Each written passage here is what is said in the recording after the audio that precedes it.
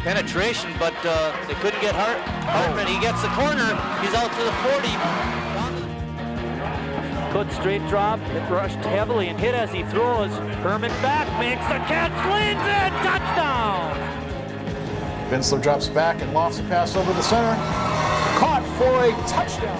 Throws, but he's got Gatlin open. He makes a great leaping grab.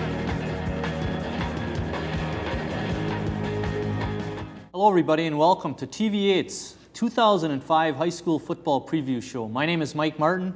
Joining me is the coach, Chris Wright.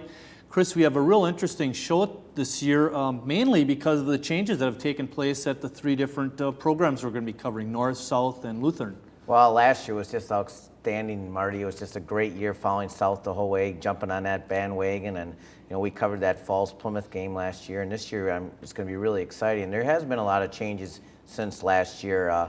You know, Sheboygan North has a new coach. Sheboygan South now has co-coaches. And the football coach at Lutheran now is an administrator or principal. So a lot of adjustments and changes. Just like the players change every year, now we have other changes as well in the coaching.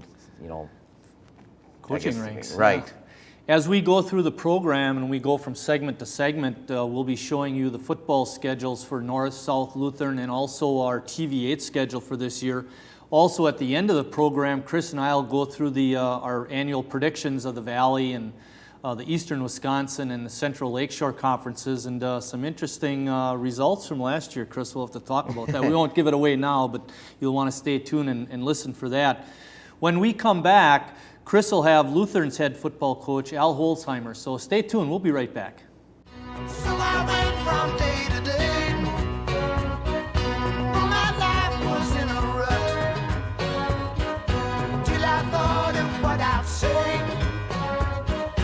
Which connection I should cut. I am an American soldier. I am an American soldier. I am an American soldier. I live the Army values. I will never accept defeat. I am the guardian of freedom and the American way of life. I am the Army National Guard. Defend freedom. Visit 1-800-GO-GUARD.com today. Welcome back, everybody. I'm joined on the set by Coach Holzheimer, coach of Sheboygan Lutheran. First of all, Coach, brand new job. Yes. Effective July 1st, I was a principal at Lutheran High along with the football coaching duties, and I'm really excited about that. The theme for the school is preparing Christian leaders, one student at a time, and it's an exciting time at Lutheran High. We're going through a capital campaign, and I had a great time working with the students and kids and the student body for football last year, and I look to continue working with the students there also. Let's get talking about football. That's why we're here. As always the case with a small school, numbers doing all right for you guys? Our numbers are really pretty good. We were at 46 kids for this year. We've had a couple injuries in camp. It looks like they'll be back with us shortly. We also have 17 freshmen out this year, so that number is very encouraging for our future. We did lose a lot of good quality players from last year, but I think we do have a good number to come in, and hopefully they can live up to that standard. Well, last year you had just an explosive, powerful passing game, one of the best in the state. Are you going to continue that this year? We'd like to. We have some questions in some areas that we're only going to have games to get those answers, and we'll see what that leads in the next few weeks here. Kids love to play that wide open spread and stuff a little bit. They really do. They more kids get involved. Last year we had 3 receivers that had over 20 catches. Unfortunately, 2 of them have to be replaced, but there's some kids that are waiting for that opportunity. But yeah, it's an exciting offense. A lot of kids are involved with it. They talk about it in the hallways and in school, what plays are theirs type of thing. And so it's been a lot of fun with that. When we pick up the paper on Saturday morning, who are some of those kids' names that might stand out on the offensive side of the ball? Tony Holm played running back for us last year, and he had a nice season at that. He's been playing a little bit of quarterback too, so we're kind of looking to see where he'll best fit for that. But this is his senior year, and he had over 600 yards rushing with that last year. TJ Radloff, who led the area in receiving last year, we look for a big year out of him again, and he's really taken on a good leadership role too with the squad. Ben Herbst is another running back that'll see a lot of time. Josh Nimmer will play our slot receiver / tight end for us. So some returning people, but yet some new opportunities for some new people too. We also have a sophomore that we're looking at, a quarterback, Taylor Poth, and we're hoping that we can use him in that spot and kind of keep Tony at the running back spot then. I'm familiar with Taylor a little bit from when he was a lot younger. Okay. What about the defensive side of the ball? How's that looking? Actually, I was pretty impressed the first couple days. They seemed to, a lot of the returning kids had the system down, and there was a little comfort with that. And so we were able to kind of pick up with that and bring the new guys along slowly. The older guys were helping them quite a bit. So defensively, Zach Vanderpie will be a huge leader on our defensive line, and Matt Resop. Our linebackers, Ben Herbst is one of them. Matt Resop, we're trying him at linebacker and defensive end to kind of see where he fits. Josh Nimmer again will be there. And our two safeties will be Tony Holm and TJ Radloff, and they'll probably be our strength back there. Caleb Davis will play some corner. Luke Justinger will play the other corner. Trevor Amel. We've kind of got a little competition in that spot, so that's good. We're finally getting some numbers that we actually have competition for, and I really like that. That helps they can decide who plays on Friday night then. Sounds great. Coach, let's talk a little bit about your conference. Kind of a sad situation this year. Kohler had to drop their program, and with that, you had to find another school. Yeah, that was interesting to find out in April that we needed to find another game.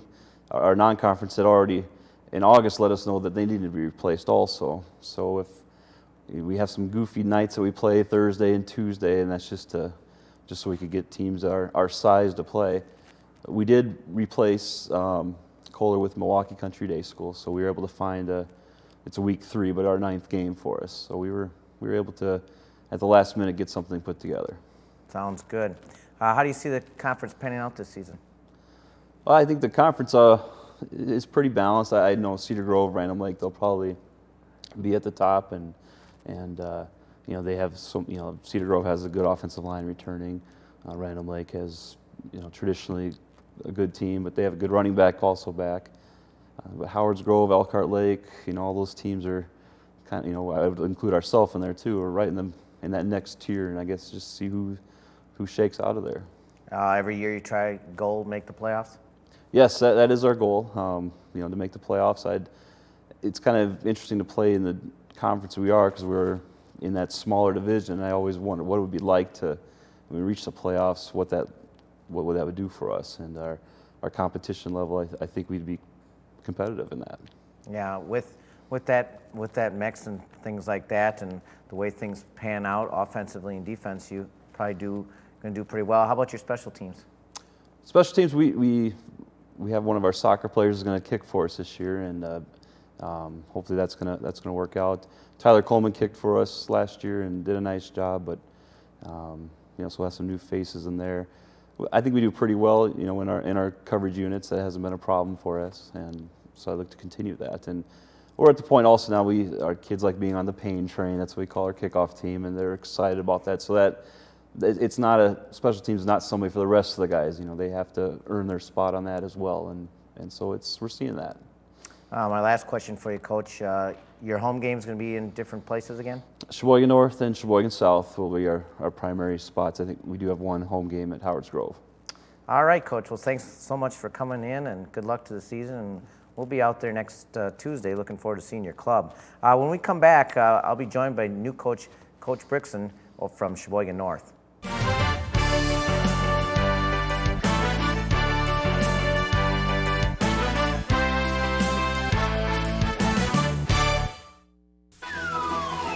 Sooner or later, it's going to hit you that you have to save for your retirement. For a happy ending, choose to save. Welcome back, everybody. I got Coach Brixon here. He's the new Sheboygan North coach. Some of you may know he's been in Mayville and things like that. Welcome to Sheboygan. Why don't you tell us a little bit about yourself? Well, I come from Mayville. I worked there for 6 years, and I was the head football coach for 3 years, and learned under Alex Silver, who's a Hall of Fame coach. And unfortunately lost my teaching position, due to budget cuts and low enrollment. So I stuck around last year and coached the football team, and I just taught in the district, and was out looking for a new job, and I found Sheboygan North, and was lucky enough to get the position this year. Well, you're starting with a brand new program this year, and what kind of things do you like to institute into your, in your first season and things like that? Well, number one, just to establish a good, solid running game, and that's what the wing tee is all about. I was taught the wing T when I first started coaching, and I'm a big believer in the run game. So probably going to end up seeing 80%, 85% of us running the ball. I like the misdirection with the wing T. We do a lot of traps, we do a lot of counters. The kids seem to really enjoy that type of offense right now. So it's a common high school offense, and we also bring in the 4-4 defense, which we've had, but we've adjusted a few things on that to try to make it just real simplistic. So we're trying to bring in and generate a lot of excitement this year, and I think the kids have caught on pretty well. Yeah, with that, you have great numbers. Great numbers this year. We've got over 90 kids in the program right now. That's including freshmen. We've got 35 freshmen. 25 seniors are out right now, a little lower with the juniors and the sophomores. But with the program in a D1 program, it's good to have over 90 to close to 100 kids, and we've got that right now. So we're real pleased with that. Yeah, I've talked to a few kids already, and they seem to really enjoy the start of camp. So they really must be buying into your system, at least early on. It seems like they are. We just had a scrimmage down in Kenosha just last Saturday, and we did fairly well. I think we did some things that we really liked. I was looking at a lot of tape this weekend, and I saw some things that the kids did very well. Of course, I know there's a lot of things that we still need to keep working on. But I think that's the number one thing, is we need to make sure these kids buy into the system. And I said that initially when I was hired, that I want these kids to buy into my philosophy and to buy into what it is that we're doing. And so far, I think that they've done that. I really believe that. And like I said, I've talked to a few of the kids, and some of my players have coached that played baseball for me, and there's been nothing but a lot of positive about you. So obviously you're enjoying camp. Do you do some different things or whatever to make football season a little more fun? Or Well, one of the things was I was hired last May, and that was a very big positive for me, because I got to know a lot of the kids over the summer. So we got to establish good relationships over the summer, and I was able to work in the strength and conditioning program in the weight room all summer, well, at least throughout July when I moved up here. And so we made a huge step forward just by forming bonds right away over the summer and getting to know each other. And once we sort of overcame that hurdle, we developed relationships that I think really strengthened throughout the year. So by the time football season started, we already knew each other. They knew who I was. I knew the kids. I knew their names. I didn't have to start fresh right in August when we began. And, that was something that really helped us out get started this year. Well, you talked a little bit about the scrimmage. It did turn out pretty well for you. Offense, defense, everything getting going a little bit, starting to click a little early? Or? Yeah, well, we go down to Kenosha. It's a long drive down there, but we run into three teams that give us a good challenge. We run into Kenosha, Tremper, Racine, St. Catharines, and then Greendale. And all three programs that usually end up in the top of their conference. So I thought we competed pretty well, especially when you bring in a brand new offense and a brand new system. We're going to have our struggles, and we're going to have things that are going to, maybe take a few steps backwards before we are able to take some steps forward. But I thought we did some nice things. Like I said, when I watched the tape, I'm learning a little bit more right now looking at the tape, things that maybe I missed during the scrimmage. By all means, we did well, but there's a lot of things that we still need to work on. But I think for the most part, I'd give us a plus for what we did in the scrimmage. And then hopefully now the big test is going to be coming up with our first non-conference game versus West Bend West this Friday. Lastly, any goals in your first season here? Well, I tell the kids, I know my expectations are pretty high. I come from a winning program in Mayville, and we've had nothing but a winning tradition there. And I understand the situation I'm coming into here where they haven't seen a lot of success in the past.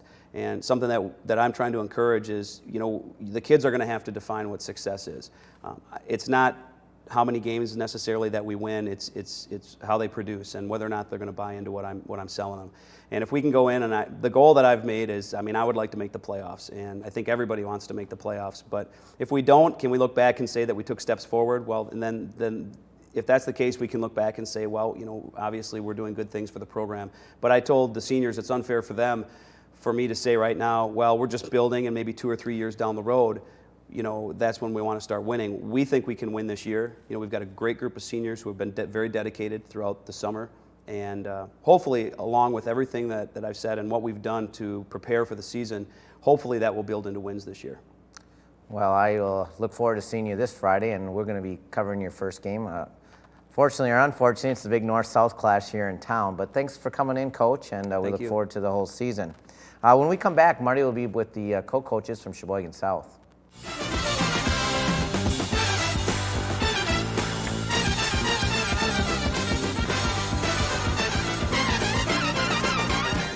Did you know you have the power to improve the lives of people in need? Support the programs that are working in our community. Contact Volunteers of America today. Joining me for this segment of the program is Dave Pfeiffer and Chris Hine, co-head coaches over at South High. And we've mentioned throughout the program the big changes that have gone on at North with a new coach and Lutheran with their head coach now being the principal. Dave, you're the one that I think instigated this change. Why the change from you being the head coach to Chris joining you? Well, it's a matter of time, a year or two, where I'll be stepping back and going to spend weekends watching my son play college football. And Chris and I spoke about this actually before last year, and we spoke with Mr. Lederman to make sure everything was kosher with that and splitting the duties and so on. And it's just a good opportunity to mentor Chris and get him ready to take over the situation in a year or two. I know a couple of years back you actually turned the reins of the defense over to Chris, and the team has really flourished under your leadership defensively. With the co-head coaching job, what are your responsibilities, Chris? I think the easiest part of the whole thing is going to be game days and practices is without question the easiest part.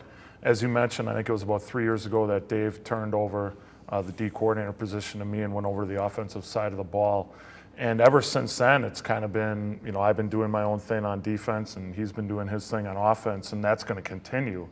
I think really the only difference this year is I need to start learning more about the administrative part of it, and he's really mentoring me in that part of it, which is I'm finding out quite a large part of it, especially at the beginning of the year. It can bog you down sometimes. This leads me into the next question for you, Dave. What are some of those administrative duties that a head coach has to do that an assistant, may not even be privy to? Well, today was an example. I was at school today at about 8:30 and just signing and sending out thank you letters to everybody who helped sponsor or give gifts to our golf outing, and then just the number of kids coming in with random uniforms and dealing with travel situations for this coming week with the 3 football games. That's just an example. And basically it consumed me till about 10:30, and then we were handing out uniforms with the freshmen till about 12:15. So. Do you have to do much with the WIAA in terms of administrative duties, or does Jason handle a lot of that? Other than taking the exam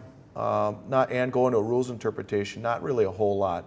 But we do have a pretty big network of families and members that work with like pre-game and post-game meals, pre-game preparation for that sort of thing, our picnic, our golf outing, booster club meetings. So it takes a lot of time. One thing that wasn't on our list, but let's touch on it just a little bit. Just the other night, they had the inaugural meeting for the Red Wing Touchdown Club, I believe it's called. How was that received? It's really gone very well. I was shocked, to be perfectly honest with you. That's actually Chris's and Mike Lancer, whose son plays for us. Their brainchild, and they got it going. And I was a little bit pessimistic about it to start with, but it really worked out to be very, very good. Dave, let you talk at the meeting? Kind of like right now. It's I give my 2 cents in every now and then, but the meeting went great. Yeah, both of us addressed the 53 people that were there, and there's just a lot of enthusiasm about South football right now, which is a positive thing, and we need to keep the momentum going, and that's kind of one of the purposes for starting that whole Touchdown Club.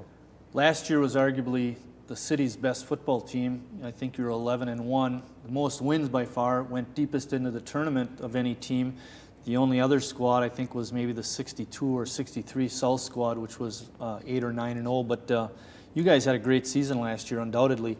Has that success impacted this year's group at all, Chris? I think so. I think last year's team was no doubt talented, but what made them special, and I've said this to them and I've said it to the kids now, there have been talented kids at South High School. Last year's team wasn't the only team that was talented, but they had the work ethic to go along with it. And I think that's really their legacy for the kids that we have in the program currently, is that they learned that work ethic and the commitment from the great group of seniors that we had last year. And so we have seen it. We've seen it in the weight room in the off season, without question. Dave, Chris talked a little bit about off-season impact. How about so far this year with your practices, and you had your scrimmage the other day? Well, we're a young varsity football team, but our practices are pretty high tempo. We've been pretty pleased with how the kids have responded to varsity level coaching, and we really don't have that many seniors, so it's been positive. And I think again, a lot of those kids who either suited up for the tournament with us last year and gotten exposed to those varsity practices a little bit, I think they've responded pretty well. All right, Dave, let's talk about the offense, and then we'll go to you, Chris, with the defense for this year's team. What are you going to do on offense? Who are some of the kids we can look to for that leadership that you had last year? I guess Stubby would be a great example that you lost your quarterback from the last 3 years. Well, we lost 9 starters. And on offense. On offense. We lost a lot of yardage, lost a lot of points. However, we have a very, very good offensive lineman back. John Lindsay was first team all-conference. He's a very good player, and he's done a very nice job in a leadership role. And Jacob Billman's been a 3-year starter at fullback. Other than that, it's going to be a new slate of kids. Tony Gallhart and Shorts are battling for the quarterback position at the varsity level. Andy Lancer played tight end. 4 other juniors in the offensive line: David Valdez, Mike Reamer, Tyler Courtright, and Eric Brunig.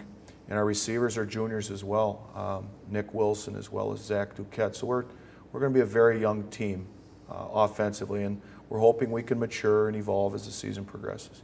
Defensively last year, Chris, you had great team speed, and it really showed up. A lot of people around the ball all the time. Well, who can we look to this year defensively as your leaders? Well, it's kind of like the same story on defense. We only have 2 starters back. John Valdez will be starting at one defensive end, who's a great athlete. Brought some of that speed that we had on the field last year, and I'm expecting really big things out of him this year. And the other returning starter is Ben Hendricks at linebacker, who's, those 2 are going to be the leaders of our defense, the guys that I'm looking towards the most. I think the one advantage we have that the offense is not only they're returning 2 starters, but they're starting a lot of juniors. We have 2 returning starters, but we are most likely going to be starting 6 seniors, which helps us. So we have some other kids that I expect to be great leaders, even though they haven't had a lot of meaningful game action, like Mike Weber at safety, Eric Math at cornerback, Jamal Johnson at corner, Mike Brookins on the D line. So they are seniors who've been in the program that I expect a lot about. Good hitters? Because I know the last couple of years, boy, you guys hit. We're trying to start a tradition. I've started since I took over the defense of flying around and hitting, and I told the kids I don't care who's wearing the helmet, they need to continue that. Last question. This one's going to be directed mostly at you, Dave. Chime in, though, Chris, if he gives you a couple seconds, because we only have a few seconds left. Predictions on the Valley? Well, I think Manitowoc's got a lot of returners, and I think they're going to be one of the 2 top teams in the league, as well as Notre Dame. They have arguably the best running back coming back. Preble's got their whole backfield back, though. They had to replace a lot of good linemen. And Southwest had a great JV team, and they have a lot of returners, too. So I think those 4 teams are probably going to be the teams to be looking at. Where does South fit? Well, we're hoping we can keep our head above water in some way, shape, or form, slide into that top 3-4. Thanks a lot, guys. Great interview. All the best this season. I can't wait till we get out there and start doing your games. When we come back, Chris and I will wrap up this year's show.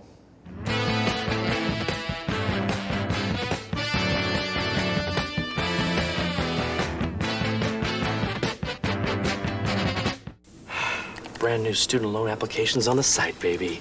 This calls for a celebration. For all your government information, firstgov.gov. Here's your uncle. Welcome back, everybody. Before we start the wrap-up, we first of all want to thank all the coaches for coming in. They gave of their time to help make this show possible. Chris, we have a really great schedule this year on TV8. What are some of the key games as you look down the road for our viewers? Well, I get really excited as soon as get out there and get ready to go. One thing that's kind of interesting this year, Marty, is the first conference game for the FRVC is North versus South, and with a new coaching staff at North, we'll be interested to see how they'll be tested against South. South's the home team this year, and they're going to be expecting to compete for a conference championship again. They've got a great tradition now there, and it'll be interesting to see how North comes in there that first game there.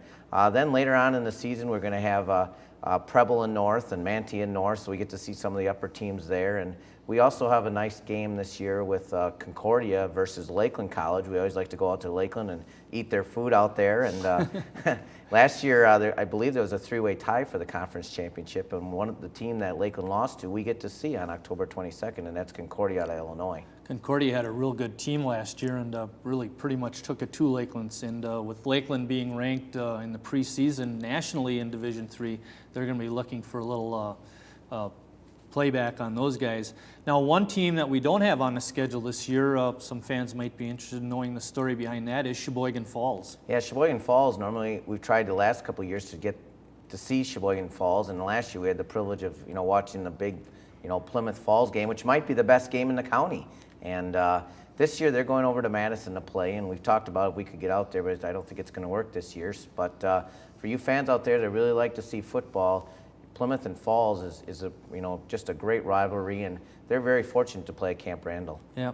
Let's talk a little bit about the predictions now. We had mentioned in the opening that we had a little surprise about the predictions. What was that surprise, Chris? Something to the fact that Marty got them all right last year, but I believe the year before Take me to Vegas. I got them right the year before, so this will be a big year. And it's always tough to make these predictions because they are just kids, and the weather changes and different things like that. Well, but injuries play a part too. Right, and most of the time I always like to look at the teams that are traditionally powerhouses, and when I make my predictions, that's the way I kind of think about it. All right, let's go through it real quickly here. Central Lakeshore, Random Lake won it last year. That's who I had picked. I'm taking Random Lake again. I think they got some kids that are back there. Again, we don't cover them very much. We're not very aware of everything that goes on there, but they've had a tradition there for quite a long time. So I'm going to take Random Lake again. All right, I'm going to take the big old Oostburg this year in the East Central Lakeshore Conference. Let's jump to the Eastern Wisconsin. Like you had just mentioned, we will not see those teams this year. What are your predictions there? Well, as usual, you always got to think about Campbellsport, Plymouth, and Falls. And so I know Falls wasn't that big one last year, and Plymouth lost some of their kids, and they had an outstanding group last year. So I'm going to go with Coach Yedis. His son, I believe, is quarterbacking them again. And boy, oh boy, those kids can just flat out hit. And for those of you that may not have heard, is Dean Tudis is out there coaching the defense for them. I'm going to go with Sheboygan Falls also. Let's jump to the Valley. That's a team, the schools that we'll see the most throughout the course of the year. Who do you see winning the Fox River I'm Valley? going with Green Bay Notre Dame. I think they've got a strong tradition there, and they got a pretty good running back, and they're always big and strong. That's just a powerhouse that's just tough to beat. They keep getting kids in there every year, it seems like, and so I'm going to take I'm going to give you a chance, Chris. I'm going to pick Manitowoc this year.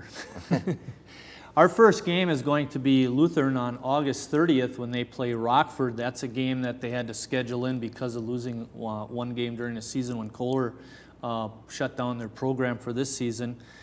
For Chris Wright, I'm Mike Martin saying thanks for watching, everybody, and we'll see you down the road.